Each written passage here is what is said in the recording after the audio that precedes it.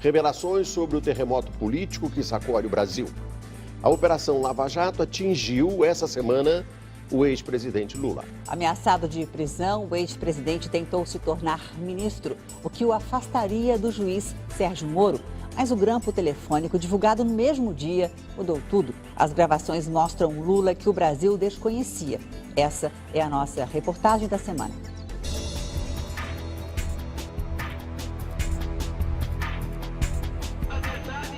Lula, o operário, o homem que desafiou a ditadura com greves nos anos 70.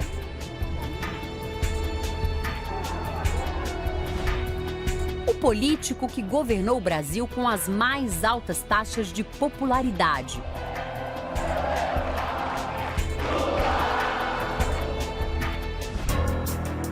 O mesmo que hoje está no centro de um escândalo de corrupção sem paralelo na história do país.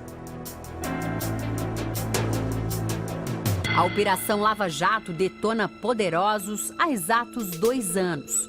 E agora expõe o ex-presidente Lula como jamais aconteceu.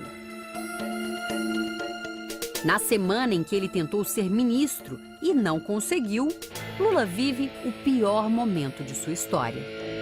Na mira dos investigadores, ele é grampeado e o que se ouve assusta o país. Eu sinceramente, estou assustado com a República de Curitiba. Segunda-feira, começa uma das semanas mais tensas da vida do país e de Lula. Um dia depois das manifestações que levaram milhões de pessoas às ruas contra Lula e o governo do PT. Segundo os institutos de pesquisa, foi a maior manifestação popular da história do país. O pedido de prisão preventiva de Lula havia sido feito pelo Ministério Público de São Paulo. Na segunda, a Justiça Paulista transferiu a decisão para o juiz Sérgio Moro, de Curitiba, responsável pela Operação Lava Jato. A denúncia era de lavagem de dinheiro e falsidade ideológica. O ex-presidente é acusado de ser o verdadeiro dono de um triplex no Guarujá, litoral paulista. O imóvel está em nome da empreiteira OAS, uma das envolvidas nas investigações da Lava Jato. Uma ideia começa a tomar força. O ex-presidente virar ministro de Dilma. Lula ajudaria o governo da presidente Dilma a escapar do impeachment e também escaparia do juiz Sérgio Moro. Isso porque ministros têm o chamado foro privilegiado, ou seja, não podem ser julgados e presos por instâncias menores da Justiça. São processados apenas no Supremo Tribunal Federal. Era o dia em que Lula seria anunciado ministro, mas um novo escândalo suspende tudo. O ministro da Educação, Aloysio Mercadante, aparece em conversas gravadas por telefone com José Eduardo Marzagão, assessor do senador Delcídio do Amaral. O senador estava preso por sugerir a fuga do ex-diretor da Petrobras, Nestor Cerveró. Mercadante tentava impedir que Delcídio fechasse um acordo de delação premiada. Eu acho que eu devia esperar, não fazer nenhum movimento precipitado, porque ele já fez o movimento errado. O que era boato se torna verdade. Lula é anunciado novo ministro da Casa Civil do governo Dilma. Horas depois, a verdadeira bomba política da semana. O juiz Sérgio Moro suspende o sigilo de conversas telefônicas de Lula porque ele passaria a ter foro privilegiado. A gravação mais recente, feita no mesmo dia, é uma conversa entre Lula e Dilma. Lula, deixa eu te falar uma querida. coisa. Seguinte, eu tô mandando o Bessia junto com o papel pra gente ter ele e só usa em caso de necessidade, que é o termo de posse. Tá? Tá bom, tá bom.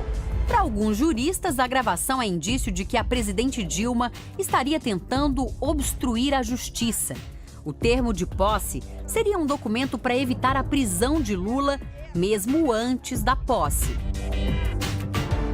Na sequência, o Brasil conheceu várias gravações de Lula, de alguns familiares dele, de ministros e de ex-ministros. Uma rara oportunidade de saber como são as conversas nos bastidores do poder. Um choque para os brasileiros. Nós temos uma Suprema Corte totalmente acovardada. Nós temos um Superior Tribunal de Justiça totalmente acovardado. Um parlamento totalmente acovardado. Nós temos um presidente da Câmara um presidente do Senado não sei quantos parlamentares ameaçados, sabe? E fica todo mundo no compasso de que vai acontecer um milagre e vai todo mundo se salvar. Eu sinceramente, estou assustado com a República de Curitiba. Vem cá, só uma pergunta. Ela te convidou para o Ministério? Aham. E você acha que não é o caso, por enquanto? Não, mas eu tô pensando. Em uma conversa entre o presidente do PT, Rui Falcão, e o então ministro da Casa Civil, Jacques Wagner, a ideia de proteger Lula de uma ordem de prisão fica mais evidente. Aí ele pediu a preventiva do cara em cima do quê? Não tem, em cima do triplex, da denúncia, ele é louco, os 3 promotores aqui, Jacques. Tá bom, deixa eu fazer alguma coisa aqui. Porque eles podem, a juíza pode despachar agora, tá indo advogado para lá, estamos chamando deputado. Falou, okay. A outra coisa é o seguinte, se nomear ele hoje, o que acontece? Aí, não sei, eu tô por fora. Então, consulta isso também. Nas conversas, chama a atenção a maneira extremada com que Lula se refere a algumas das principais instituições da República. Ao comentar com a presidente Dilma o que acha da justiça brasileira, ele dispara. Nós temos uma Suprema Corte totalmente acovardada. Nós temos o Superior Tribunal de Justiça totalmente acovardado. O ministro Celso de Mello, do Supremo, reagiu com veemência. Esse insulto ao Poder Judiciário, além de absolutamente inaceitável e passível da mais veemente repulsa por parte desta Corte Suprema, traduz, no presente contexto da profunda crise moral que envolve os altos escalões da República, uma reação torpe e indigna, típica de mentes autocráticas e arrogantes. Em conversa com Sigmaringa Seixas, advogado e político ligado ao PT, Lula ataca o procurador-geral da República, Rodrigo Janot, nomeado pela presidente Dilma. É porque ele recusou 4 pedidos de investigação a Écio e aceitou a primeira de um bandido do Acre contra mim. Pois é, mas se fizer uma petição... Essa é a gratidão dele por ele ser procurador. Da Suíça, o procurador Janot respondeu: não sei que ingratidão, gratidão é essa. O que eu sei é que eu entrei no meu cargo por concurso público. Tenho 32 anos de carreira. Percorri toda a minha carreira, estou em final de carreira. E se eu devo a alguém esse meu cargo, é a minha família. Ao falar com o ministro Jacques Wagner, Lula cita a juíza Rosa Weber, do Supremo, que iria julgar um pedido dele. Lula parece pedir que Wagner fale com a presidente Dilma para que ela o ajude. Ô Wagner, eu queria que você visse agora, falar com ela, já que ela está aí, falar o negócio da Rosa Weber. Tá bom. Que está na mão dela para então. decidir. Falou. Se homem não tem saco, quem sabe uma mulher corajosa possa fazer Tá bom. o que não fizeram. Falou. Tá bom? Combinado. A ministra Rosa Weber não atendeu ao pedido da defesa de Lula. Para o professor de filosofia Roberto Romano, os diálogos revelam descontrole do ex-presidente. Me parece mais um político importante, desesperado, né, usando uma linguagem inadequada, no mínimo, às famílias brasileiras, né, e reclamando de todos os poderes, né. Eu acho que 90% daquelas degravações mostram mais o desespero de uma pessoa que foi poderosa e que hoje está acuada. As gravações também revelam um lado dos nossos políticos jamais visto publicamente. O O diálogo com o prefeito do Rio de Janeiro segue um rumo inusitado. Eduardo Paes faz piadas com o sítio em Atibaia, interior de São Paulo, que, segundo a suspeita do Ministério Público, pertence ao ex-presidente. No papel, o sítio está registrado em nome de Fernando Bittar, amigo da família de Lula, e Jonas Suassuna, sócio de um filho do ex-presidente. Agora, da próxima vez, o senhor me para com essa vida de pobre, com essa tua alma de pobre, comprando esses barcos de sítiozinho vagabundo, que sou uma alma de pobre. Todo mundo que fala aqui no Rio, eu falo o seguinte, ó, imagina, se fosse aqui no Rio, esse sítio dele, não é em Petrópolis, não é em Itaipava, é como se fosse em Maricá. É uma de lugar. Esse barquinho dele é em São Pedro da Aldeia, Araruama, não é em Búzios nem Anja. É um cafona, que o senhor não perdeu essa sua alma de pobre. Isso que é a maior desgraça que eu estou vendo nesse processo todo. É isso. No dia seguinte, Eduardo Paes pediu desculpas. Na verdade, eu vim aqui pedir desculpas. Né? Nessa conversa, eu faço uma série de brincadeiras de muito mau gosto, né? Enfim, sendo ofensivo, inclusive com cidades do meu estado. Queria pedir desculpas à população de Maricá, pedir desculpas à população da minha cidade por ter feito essas brincadeiras de mau gosto. Os áudios da Lava Jato foram gravados entre 19 de fevereiro e 16 de março. A conversa de Lula com Dilma, gravada depois da suspensão do grampo telefônico, divide a opinião dos juristas. Ele deu publicidade ao público brasileiro, à nação brasileira, de um fato que ele considerou gravíssimo, e eu também considero gravíssimo, de alguém estar sendo nomeado para ser blindado contra o Poder Judiciário de uma decisão mais rápida, sendo nomeado ministro.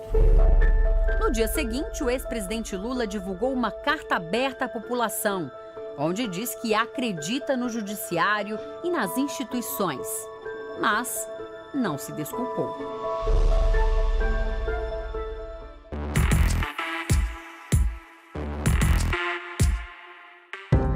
República de Curitiba foi a maneira irônica com que o ex-presidente Lula se referiu à equipe de policiais federais, procuradores e o juiz responsáveis pela Operação Lava Jato. O termo República se justifica pela dimensão dos resultados alcançados. As investigações que incendeiam o país tiveram início nas salas deste prédio da Polícia Federal. A princípio, o objetivo era investigar doleiros e esquemas de lavagem de dinheiro.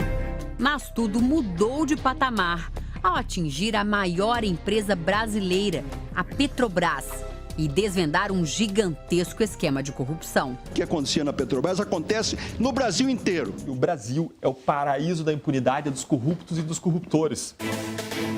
179 pessoas já foram acusadas, 93 estão condenadas.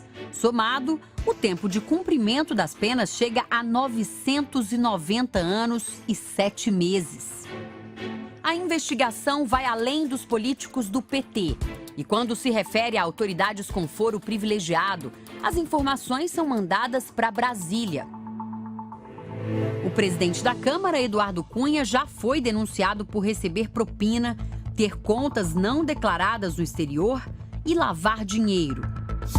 O presidente do Senado, Renan Calheiros, é investigado por denúncias feitas em várias delações. O senador de oposição e candidato derrotado nas últimas eleições, Aécio Neves, também é citado. Na delação, o senador Delcídio acusa Aécio de receber propinas da estatal Furnas, de pedir a maquiagem de dados do Banco Rural no escândalo do Mensalão. E também acusa Aécio de ser beneficiário de uma conta secreta aberta em um paraíso fiscal em nome da família. A investigação do maior desvio de verbas públicas da história do país chegou a nomes até então tidos como intocáveis no setor empresarial. Vários dirigentes de empresas estão presos.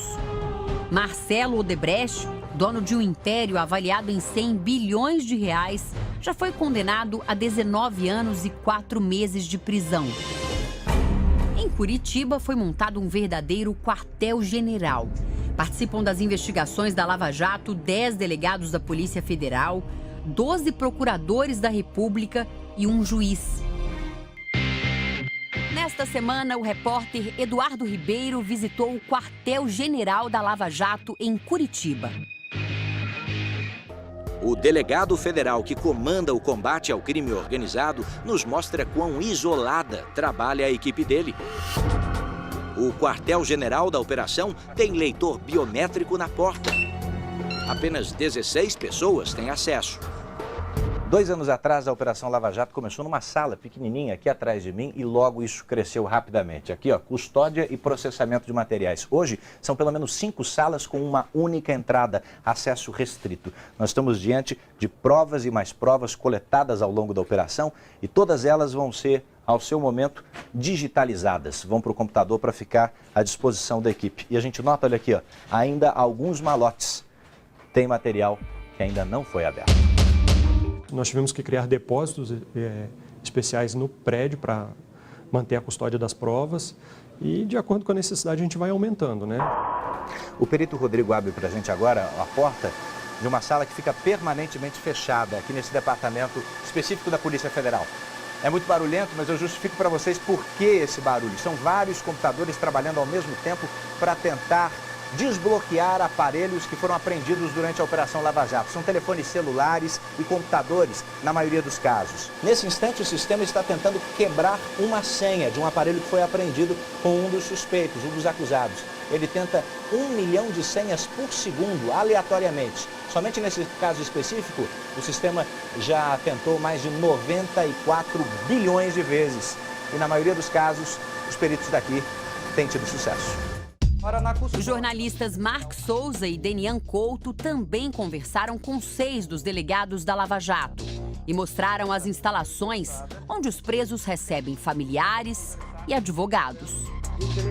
Nós estamos entrando agora na custódia da Polícia Federal aqui de Curitiba. É esse local que abriga os presos da Lava Jato. E eles só conseguem conversar com os advogados e familiares através do parlatório, que é essa sala que nós estamos entrando agora. Funciona bem semelhante àquele esquema que a gente vê nos filmes. Tem um vidro que tem segurança reforçada, o preso fica daquele outro lado. Aqui, nesta cadeira, se sentam advogados, familiares, e eles conseguem conversar através do telefone. Daquele lado ali, sentam algumas das figuras mais importantes da Operação Lava Jato, como o maior empreiteiro do Brasil, Marcelo Odebrecht.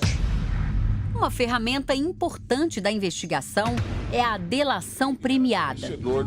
Ninguém da equipe imaginava até onde isso iria, né? Porque com as delações, foi possível ampliar muito o foco da investigação, o objeto da investigação, então vários empresários começaram a colaborar, então isso deu maior amplitude para os fatos. Ele era merecedor de 5 milhões de dólares. Esse tipo de delação ocorre quando o réu decide colaborar com a justiça e revela detalhes dos esquemas criminosos em troca da diminuição da pena. Um dos requisitos para que uma delação com um acordo de colaboração premiada seja aprovado é que o colaborador traga novos fatos. A grande virtude da colaboração é acelerar a investigação e permitir que a gente chegue a condenações de forma mais rápida. Já são mais de 20 os delatores do esquema que sangrou a maior estatal brasileira. As revelações sobre propinas e lavagem de dinheiro na Petrobras agitaram este outro prédio, o da Justiça Federal. Na rotina do prédio, essa é uma parte vital. Para entrar aqui, você passa por um detector de metais e todas as testemunhas são filmadas por aquela câmera ali. O corredor dá acesso a diferentes salas de audiência. Sabe aquelas declarações que chocaram o país, com nomes, valores e procedimentos que comprovam casos de corrupção? Tudo aconteceu nesta sala. O juiz federal Sérgio Moro coordena as audiências daquela cadeira. A testemunha senta-se exatamente aqui e este microfone fica à disposição dela. Tudo gravado. Eu tenho confiança de que nós, brasileiros, vamos conseguir superar esses problemas. Entre segredos e decisões, o juiz federal Sérgio Moro dá palestras como esta, semana passada em Curitiba. Mesmo sem dar entrevistas, Moro ganhou repentina simpatia popular. Acontece que discrição e anonimato são ferramentas úteis quando se denuncia desvios de mais de 10 bilhões de reais. No Paraná, o Ministério Público Federal fica bem aqui, no centro de Curitiba. Mas com o tempo, as equipes que integram a Operação Lava Jato precisaram de mais espaço e também um pouco mais de privacidade. Com isso, essa equipe atravessou a avenida e foi para aquele prédio, onde algumas salas foram alugadas para servir de quartel-general da operação. O detalhe é que, trabalhando ali, os procuradores da República se tornaram também vizinhos da maior vítima desse esquema de corrupção, a Petrobras, que também mantém um escritório ali dentro. A vizinhança é mero detalhe para o procurador da República que coordena a equipe do MPF. O grupo já ajudou a recuperar quase 3 bilhões de reais, desviados só em forma de propina.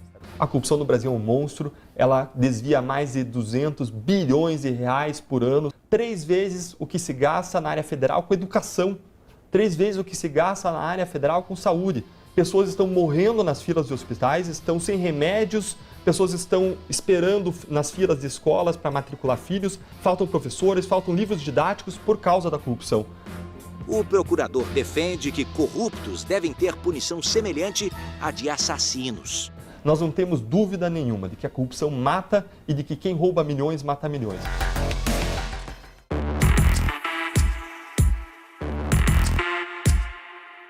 Convidamos o novo ministro a assinar. Mesmo com o vazamento dos áudios, Lula foi empossado ministro-chefe da Casa Civil.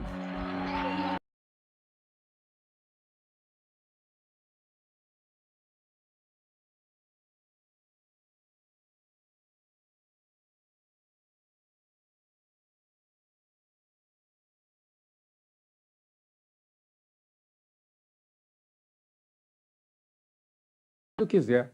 Ele não precisa justificar para ninguém. É a escolha dele. De por que razão, ela é que decidiu. Ele teria todos os títulos para ser o chefe da Casa Civil. Ele tem uma capacidade imensa de coordenação, de intuição política e de diálogo. No entanto, nessa situação extremamente complicada em que ele se encontra, me parece que foi uma ação imprudente, tanto dele de aceitar, quanto da presidente de nomeá-lo. O agravamento da crise provocou reações no Congresso. O PRB foi o primeiro partido da base aliada a romper com o governo. O PRB hoje não é mais base, a partir de hoje, do governo federal e será independente para votar aquilo que for melhor para tirar o Brasil dessa crise que não mais pode continuar, que não mais pode perdurar, porque só os brasileiros é que estão sofrendo. Na mesma quinta-feira, foi instalada na Câmara dos Deputados a comissão de impeachment da presidente Dilma. Ações na justiça se acumulam para impedir a posse de Lula.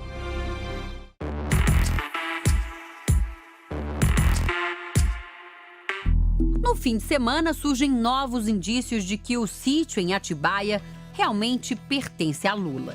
Uma revista semanal divulga uma minuta de transferência da posse ao ex-presidente e à ex-primeira-dama, e fotos de objetos pessoais do casal e de parentes. Em outra gravação liberada pela Justiça, o filho de Lula, Fábio Luiz, conversa com Calil Bittar, irmão de Fernando, um dos que aparecem como proprietários do sítio. Na conversa, Calil consulta Fábio sobre quem deveria chamar para um churrasco no sítio. Haveria um protesto e seria preciso ocupar o imóvel.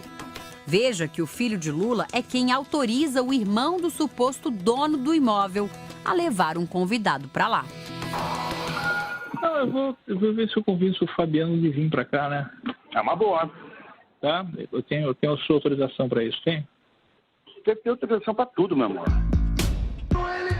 Ainda na sexta, manifestações em apoio a Lula, ao PT e ao governo reuniram pessoas em todo o país. Lula participou do ato em São Paulo. Eu espero que seja uma lição. Quase ao mesmo tempo, o ministro do Supremo Tribunal Federal, Gilmar Mendes, suspendeu a posse do ex-presidente na Casa Civil e devolveu a investigação ao juiz Moro em Curitiba. Ainda cabe recurso. Interceptação,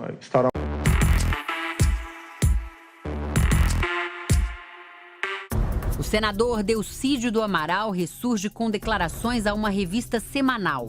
Em liberdade condicional, Delcídio afirmou: Errei a mando do Lula. O Lula comandava o esquema. Notícias e acusações que se acumulam dia a dia. Qual será o efeito de tudo isso na biografia de um dos mais populares políticos do Brasil? A relação primordial dele, em geral, é com grandes empresas, financiadores de campanha, etc, etc. Então ele se tornou um homem de elite, na verdade, né? Só que com um discurso de como se fosse ainda, né, pobre.